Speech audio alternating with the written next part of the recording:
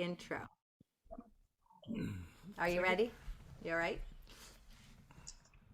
Your life is a remarkable story and adventure that only you can create. We exist to motivate and equip you to live fully alive. Today in this Just Live Festival, we have the amazing opportunity to have our special guest, Matt Taylor, with us today, and we're going to learn with and from him how to live fully alive. My name is Dan. My name is Susie. Together we are Duzie. It is so great to be here with you on the Just Live Festival, and especially to have Matt, my very good friend, here with us.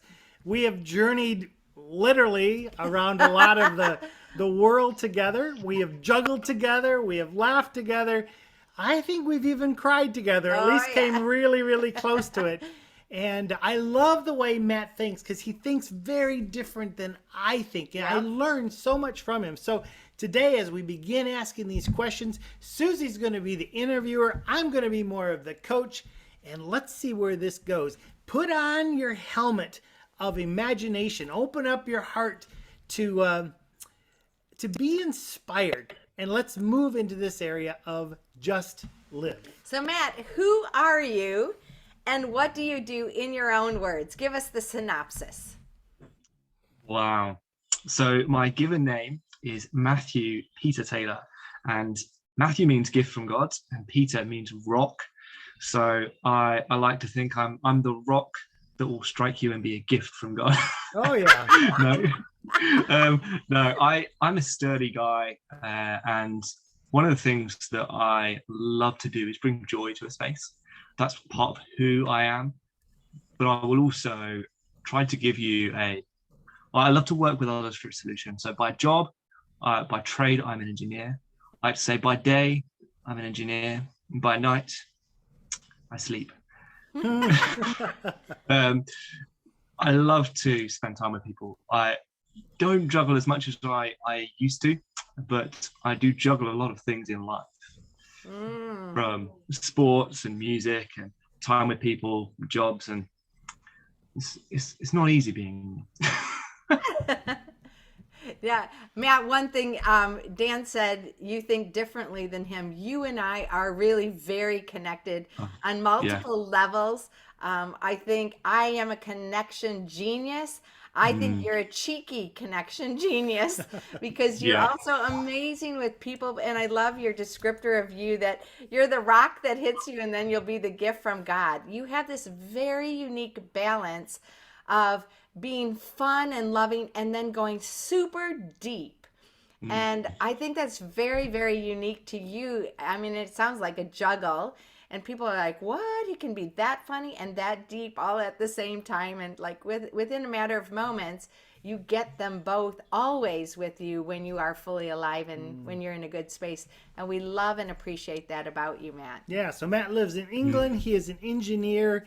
He is a by day podcaster. He is an avid reader, and he sends lots of resources podcast listeners our way. And we love Matt, and I'm excited about some of the questions we're going to be asking. I'm just gonna add to that. I think the last 5 books I have purchased have come off recommendations from Matt. Thank you very much. They're great ones. We'll be in conversation. We'll be online in our Fully Alive Revolution. And he's like, hey, this resource, and it's like spot on for where I am always. I really appreciate that, Matt. And you also just hooked me up with the Pause app. Pause app, John Eldridge, and I'm on my 4th day of this morning and evening things, highly recommended by you, Matt, and it's making a difference in my life. So I just want to thank you for just pouring out these great resources. He connects, he hears, and he's like, this will help you. So if you're listening, please send money to Susie so she can buy all the books that Matt tells us. I was going to say, there's 2 people benefiting out of this. Susie's getting all these great books, and booksellers, they're loving me. Yeah, that's right. So win-win. So Matt, what does it look like for you to live fully alive? I think some of the ways that you were describing the way that I live, almost intention, gets it really well. Because for many years, I used to really struggle with, I love to bring joy. I love to be that cheeky self that you said and help people to laugh. But what I don't like is that people sometimes see that as my only dimension, and it feels very shallow and one-dimensional. I want to go deep with people, and I want people to live deep lives. And so for me, that's exactly for me, what it means to live fully alive is to somehow balance that tension of living with joy and lightness and buoyancy, but actually that joy going deep in and a deep appreciation for the world around, a deep appreciation for the world God's created and the people and the challenges that are in life. I think some of the other things, I don't know if you guys are going to go into habits that make us fully alive, but just generally when I'm exercising, that means it's good. We're all good. If I've not exercised for a few days or a couple of weeks, then I start to get lethargic, and that's not great. And also I've noticed I've been reading another book recently. I won't say it just yet, but what I realized is, I'm absolutely loving this. And it had been a couple of weeks since I'd allowed myself to prioritize reading a book. And I said to someone at work the other day, when I'm making time for reading books, I know that things are balanced in my life. But when I've lost that time for that, I know I'm actually living a bit close to the edge, a bit too frantic, letting life happen to me. And then of course some of the other things you guys mentioned, I love podcasting with my brother, conversations with him generally, and then that format helps us to hone those and to sharpen those conversations to be really interesting. Love learning, getting outside. I need to get outside. If I'm stuck inside, gosh, you don't want to see me. We did 2 years of cabin fever on the ship, so That's right. Nature, give it to me. Well, Matt, a very specific question just connected to that. Are you more aware of yourself when you're fully alive, or more aware of yourself when you're not fully alive? Okay, so I'm British, which means that I think I have a natural disposition to look on the negative side. So even like you ask someone, how's it going? And an English person will go, not bad. So that's our scale. It's from not bad. It's like from bad to not bad. So it's all seen in a negative light. So that's kind of my natural thing. But the last couple of years, I've been looking into some of that kind of the slowing down, the spiritual growth of slowing and silence, and obviously some of the things in modern parlance would be meditation and mindfulness. And I realized I try to do it so much more now. When I'm eating, I love food. Who doesn't love food? I love it as much for the connection as for the food. But actually, when I'm slowing down, really taking my time over each bite, noticing the food, noticing the colors, the flavors, the smells, and then looking up, noticing people, that actually makes me so much more aware of what's going on rather than rushing from one thing to the next to the next. And so for me, I think I'm learning, whilst it might seem, I'm more aware of things when it's not going well or I'm not living alive. Actually, when I am living fully alive, I'm only able to do that because I've actively slowed down into that space. Yeah. So good. Thank you. So silence, slowing down, meditation, mindfulness versus rushing allows you to be fully alive. You talked about some of your habits or your rhythms of life that are like the background story to you actually being able to show up fully alive. You said exercise, book reading, podcasting, conversations. Anything else a part of your regular habits, practice that really, sometimes we see people in their presented form, but we don't know what took them to that or what keeps them in that space. And you're starting to go there. What else would you like to add that keeps you in that fully alive space? For sure.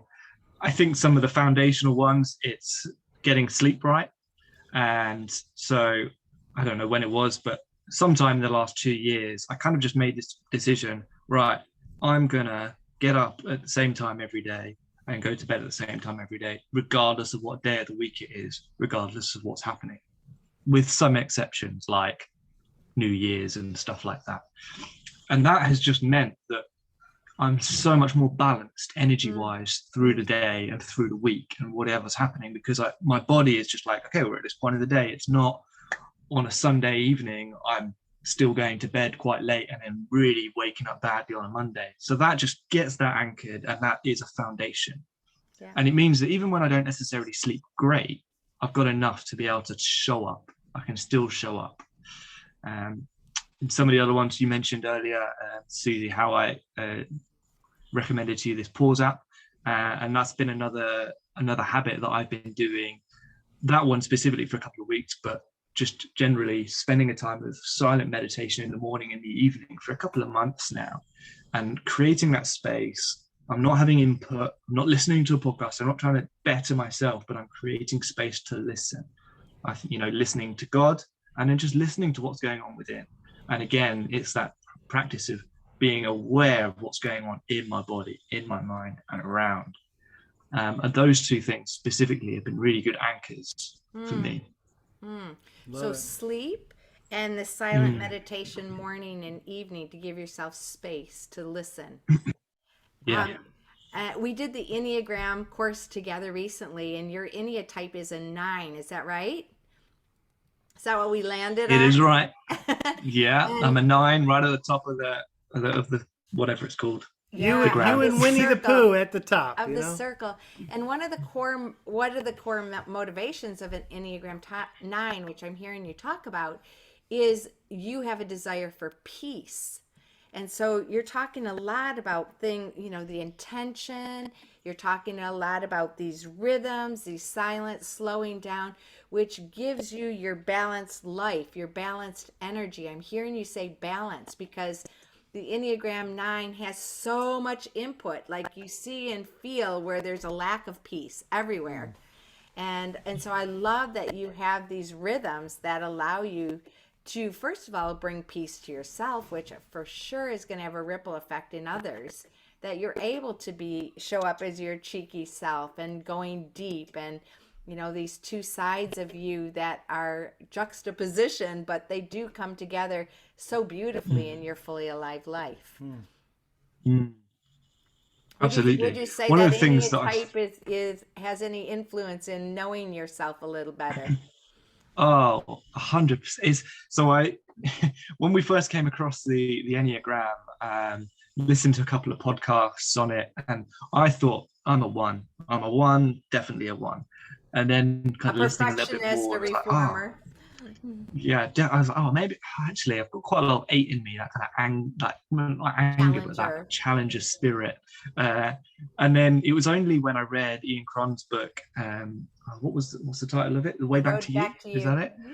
The Road Back to You. And he does at the beginning of each chapter for each number, effectively what it's like to be this number. And there's a series of statements. And for most of the chapters, it was kind of like 1 or 2 Matt, of them. pause for a second. We're going to have to ask this question again. Someone's at my front door. Hold on. And Wonka's gone crazy. Yeah, I wasn't sure whether we were going to cut that and start again. I thought they would go away, but Wonka knows when someone's way out on the street. He's a good watchdog.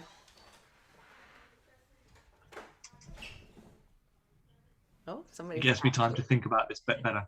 Yeah. You're doing great, by the way. It's so good. Your third recording, Matt, by the way, and every one of them is completely different, which is the bomb diggity. That's what we want. Everybody lives life differently. So you did David, obviously. Who else did you do? Simon and Helena Broland in Denmark. I have no idea who they are. Do you know the Authentic Friendship Network? I passed that link. Oh, you told me about them. I looked it up on Facebook. I decided not to join it at the time because I was just like, which is well, fine. it's just never on Facebook, to be honest. Yeah, I never use Facebook, but it looks cool. They run it nicely. They're going to move it probably to a place where you're going to be at.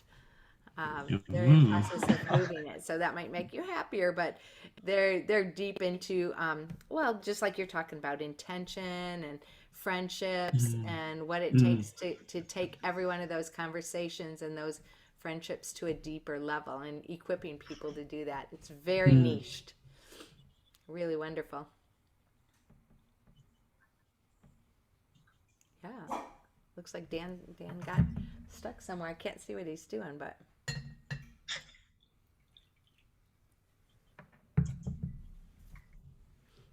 trying to look at what books you've got down on that thing. Oh, yeah. Those are mostly cookbooks, so you might not recognize Okay. us in that section. No, my books I'm reading are down by my bedside. This is you don't usually get to see this, but this is our like wall. It's our loft down into our living room. And Oh, we have put crates here, and our yeah. crates hold all of our books because we don't have any walls to do a bookshelf besides this. So this is it's non-organized. They just came. We packed in crates, and we thought wherever we go, if we don't have a bookshelf, we can just put our crates, stack them on top of each other, and That's they clever. I landed. like that. Yeah, we invested in a That's few more clever. boxes. Dan's side is a lot, you can't see his side, but he's a lot more organized here. And my side is like, haven't gotten there yet because I got 5 new books on your recommendations and they're all down by my bedside, so I don't have to. Isn't that funny? My last books I bought are really because of you. I love it. It means that we're so totally on the same track. Yeah. And seriously, this, It's really interesting. When I used to read like things, it's like, you know, my brain is constantly making connections. That's basically how I'm wired, and it's one of those things that as I'm growing and slowly growing into maturity, realizing, oh, okay, it has great strengths and it has great weaknesses. I used to get really, really beat up and like pent up about the things that made it a weakness. And I often like when I realize, oh, when I'm reading something, I'm already thinking before I've even finished it, right, who would this be great for? Who would this be amazing for? And it meant that so often I wouldn't even stop to consider it for myself properly. And so now, even this afternoon, I was reading some things and a couple of blog posts from the Scatter Global thing as well. And I was like, oh, no, yeah, this would be quite cool for a couple of people. Right, before I send it to them, I'm just going to like stop that and just read it a little bit slower again and read that last bit again, just like consider it. And then I can send it to them afterwards. And just realizing, cool, I can do that. But I don't want to just be like a conduit where it goes through without actually landing on me first. yeah. So, yeah. Oh, that's great. Well, I'm like that too. I think that's part of being connectors is that we're always thinking about other people. We're like, oh, that is so good. I can't keep it to myself. And I know this person, and that would be great for them. Yeah. I'm just looking at some of the other questions you've got lined up for me.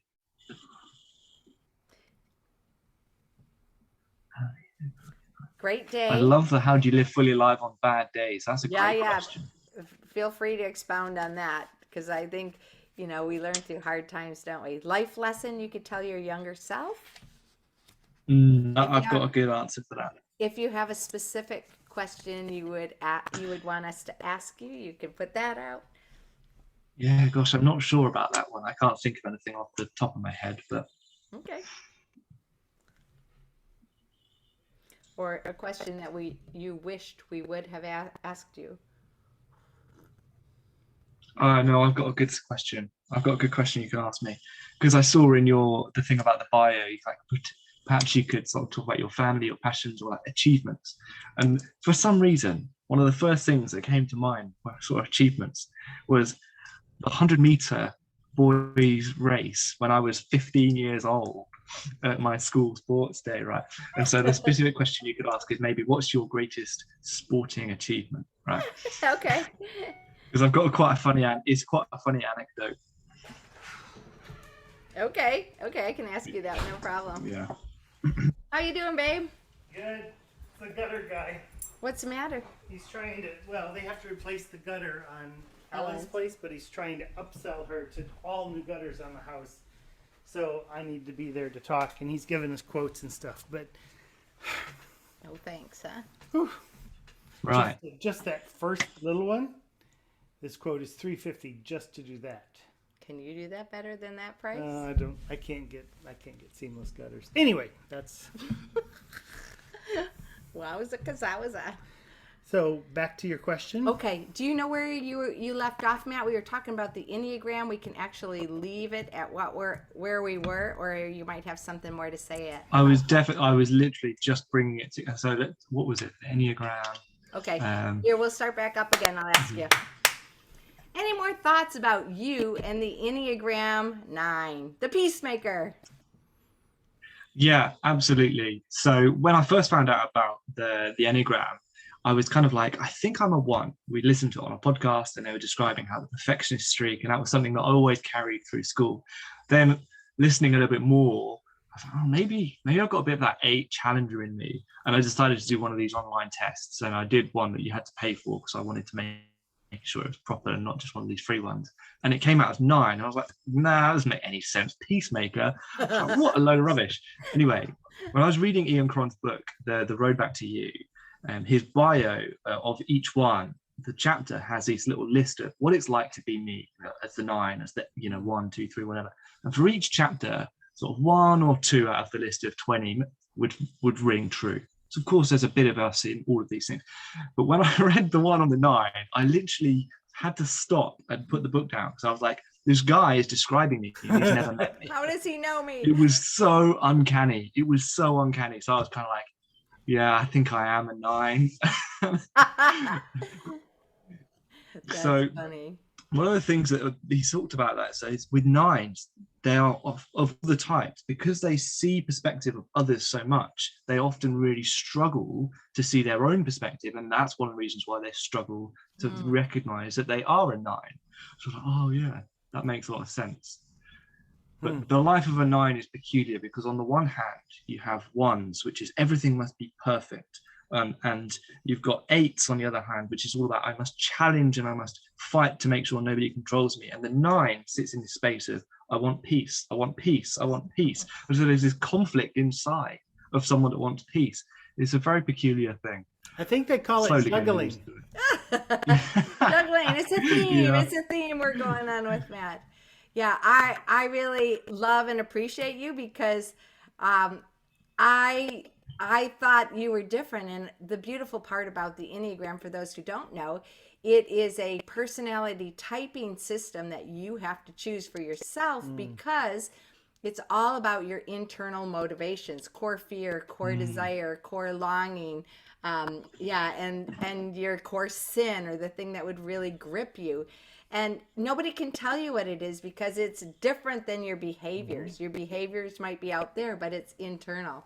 And it's just a way, I found it as a way to help you know yourself, and also as you're in deep friendships together, you can support people to be them. And I love that about you, Matt, just supporting you in this thing of peace, because sometimes you present with doing things so perfect and right, like the one you described. Sometimes you always have a challenge for everything. And you have this like fun challenger, I call it the cheeky Matt came out, and he's like, putting it in a fun way that makes you giggle and laugh, but it also is kind of quite deep.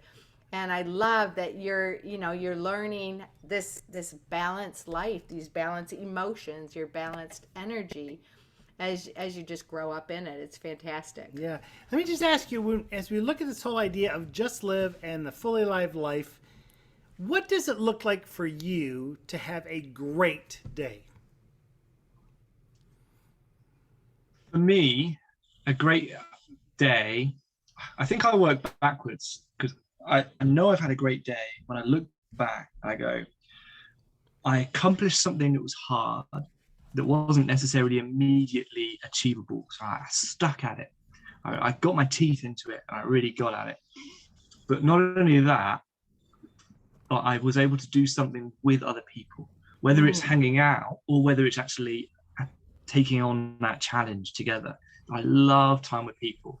The case in point is just last week at work, we had a whole week of training in person together. There's a room of 4, 5, 6 guys every day. And by the end of the week, my brother came to me and just like, just want you to know, you seem really full of energy and alive right now. And that's in the context of this. Just want to put that out for you to say, whereas obviously the last couple of years, I spent so much time on my own, working at home. And so a great day includes time with people, working on something together, or just being with other people. Tackling something difficult, and as we mentioned earlier, getting outside and stopping to smell the roses. Yeah. And you also talked about doing something sporty, so you like to be physical as well with your life. Yeah. There's this great quote I came across recently. I can't remember who by. It's probably James Clear, It's a bad day can be cured by a good workout. I Oh, was like, oh, that's really good. I like that. I like that. I can have had a sort of a pretty mediocre or even a bad day, and then when I get into my workout, I do my exercise, I get that pump on. Just all of the stuff, all the angst just gets evaporated away. And you look at yourself and you go, at least I did one thing well today.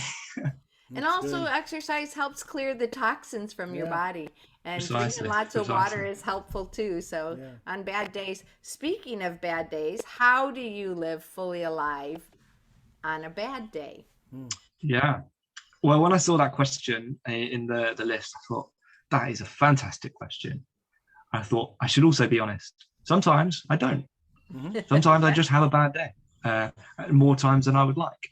Hmm. But what those provide for me is data points of, okay, well, what made that just truly a bad day where I didn't even live fully alive at all? And something I've realized recently is for me, what makes living fully alive, even on a bad day, is that commitment to just show up, whatever it's at, just to still show up. Because at the very least, I, I didn't just give up. I didn't just give up on other people or on myself. I showed up and I did what I could, even though it wasn't necessarily as high as my expectations were. Oh, Good. that's So great. my quote from the good days and bad days are achieving with friends without hurry and commit to show up, not give up. Is that right? Wow, that's There brilliant. we go. That's the Matt quote, right? That That he is. did not say, but you No, but collected. I wanted I to love how you synthesize that. That's Can you beautiful, say it Dan. again? achieving with friends without hurry. Commit to show up, not give up. Oh, wow. Quote We'll machine. write That's that for quotable. you. Hashtag Yeah, that. we'll write that for you so you can have it. I mean, isn't that great? See, we need each other to be fully alive. We're like, you said Mm, this. Wow, that was powerful for me and you. Yeah, when we're thinking about um, just growing and learning, what life lesson do you wish you could tell your younger self? Like you're here and you mm. were there and you've learned a lot here. If you could tell anything to your younger self, what would that message be? Yeah. I think for me, it ties into some of the things we've been talking about, which makes 100% sense, but also is kind of surprising to me. The first thing that I thought of when I saw this question was just have patience with yourself and Hmm. with others. The things that matter the most, the growth that you want to happen, will happen slower than you want it to. But the growing is in the journey. So have patience. Then also, don't wait to ask for help. The hardest things in life should not be struggled with alone. And so often I beat myself up when I was struggling alone and wanting to make really fast progress on myself and not telling anyone, I'm struggling with this. Can you help me? Mm. Yes. Okay, so have patience and don't struggle alone. Mm. So this speaks again of your intentionality of going deep and sticking with hard things, which really is a beautiful picture of a good day, and your togetherness with people, especially in the struggle. Wonderful. If Jesus visited you and said, "My son, just live," what thoughts or emotions does that rise in you? Mm. Emotions, I think excitement and anticipation, I see a sense of delight and wonder. Wow, what could that mean? And Mm-hmm. thoughts, probably a sense of I'm thinking that there's no don't don't be afraid to try things. Try Mm. things out. Try and fail.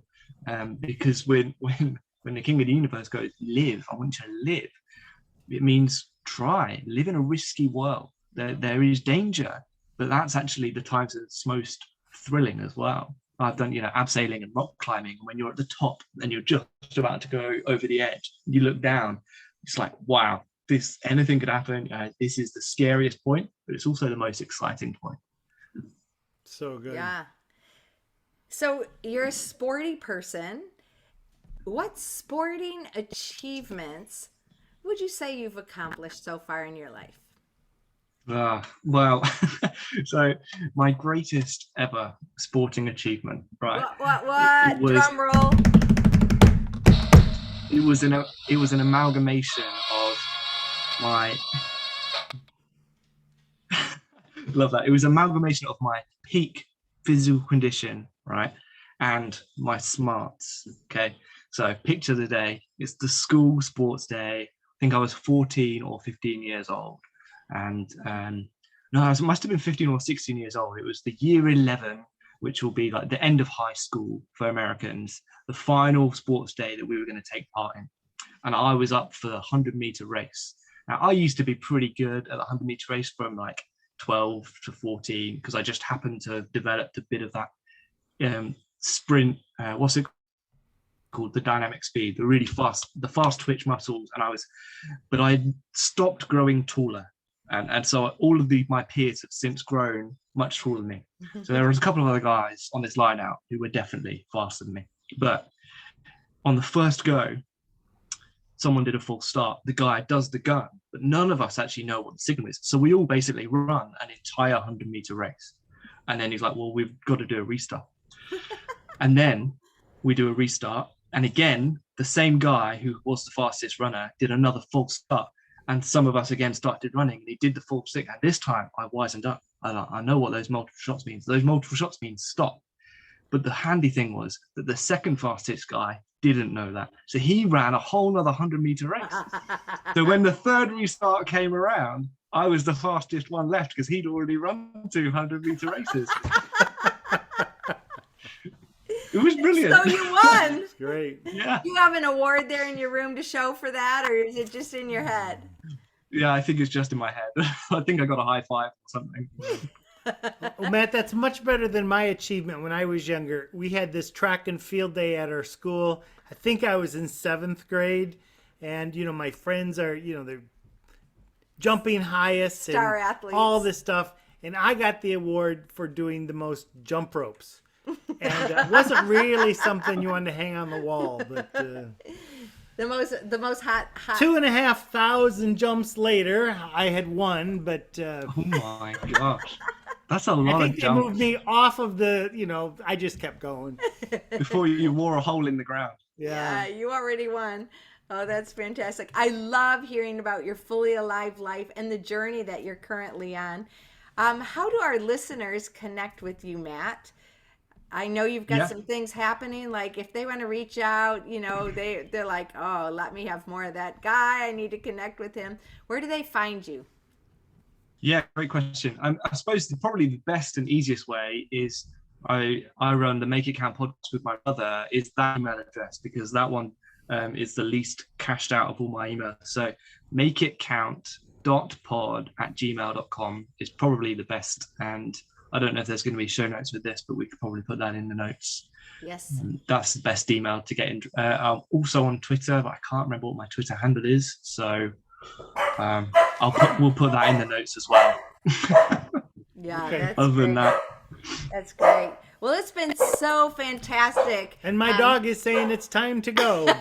It's been so fantastic to just learn with and from you today, Matt. Is there anything else that we didn't get to touch on that you just want to share about living fully alive? We'd love to hear about it. well, I would say that in the last 2 years, I've been really thankful and blessed to be able to experience life with you guys. You guys have definitely pulled my level of living fully alive up to a new level. In the 2 years of pandemic, it would have been very easy to just kind of go back to living default. But you guys, like week in, week out, almost every single week, I have a doozy boost of just like poof life, and that has been so great. So I want to up you guys and lift you guys up because it's been so great. Oh, thanks. So he and many other fully alive people who are on that journey, who are a part of what's called the Fully Alive Revolution. We have courses online and we have group coaching. We call it the Amazing Monday, every Amazing Monday. And Matt is a key He's one of our community eagles. man. He's one of our leaders. He's a community man that just keeps things happening and fun and engaged. And we so love and appreciate when you show up in that fully alive way as well, Matt. Thanks so much for being alive. Thank you so much for being our friend. Thank you that we can achieve with you, and we're not in a hurry. So show up and don't give up. Oh, there's the quote coming out. That is. So may you live fully alive. As you love your life, your world, and your God. My name's Dan. My name is Susie. Together we are Duzie. Live fully. And love fully. Thank you so much, Matt, for being a part of this Just Live Festival. Woohoo! Thanks, guys. Love it. Awesome. And that's the end. Okay, Brilliant. Do you want to keep it going or no? Okay.